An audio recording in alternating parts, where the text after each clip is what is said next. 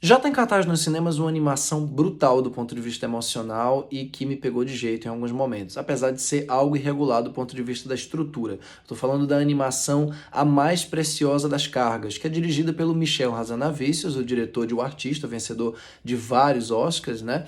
E baseado num livro homônimo de 2019, e que conta a história de um casal, o lenhador e a esposa, que acha no meio da mata, no meio da neve, um bebê que foi atirado de um trem. Ocorre que isso se passa durante a Segunda Guerra, durante o Holocausto, e a bebê foi atirada do trem para ser salva pelos pais que estavam sendo levados para Auschwitz, né? Então já começa aí o peso da história toda. A partir do momento que essa mulher do lenhador, que é quem de fato se afeiçoa pelo bebê e que quer cuidar do bebê, o lenhador não quer nem saber da criança no primeiro momento, é que a gente vai também conhecer um pouco do passado desses pais, conhecer um pouquinho de nada mesmo do momento em que a criança foi atirada do trem.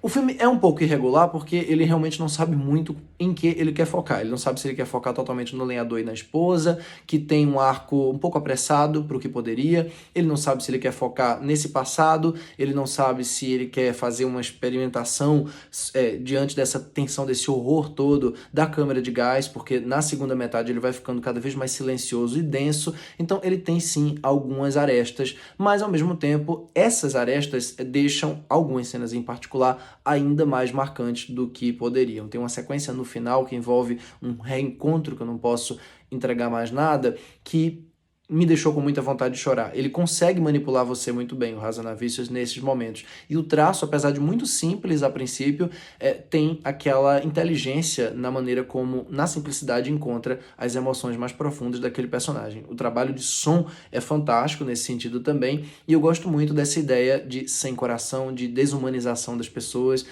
que o filme lida muito com esse termo, e mais ainda da forma como, em cenas específicas, ele consegue encontrar beleza e consegue encontrar humanidade nesses traços tão esquemáticos às vezes. É um filme que sim tem seus problemas, mas que no geral tem muito mais qualidade do que defeitos. Eu acho que vale a pena assistir no cinema, vale a pena vivenciar essa experiência brutal do A Mais Preciosa das Cargas.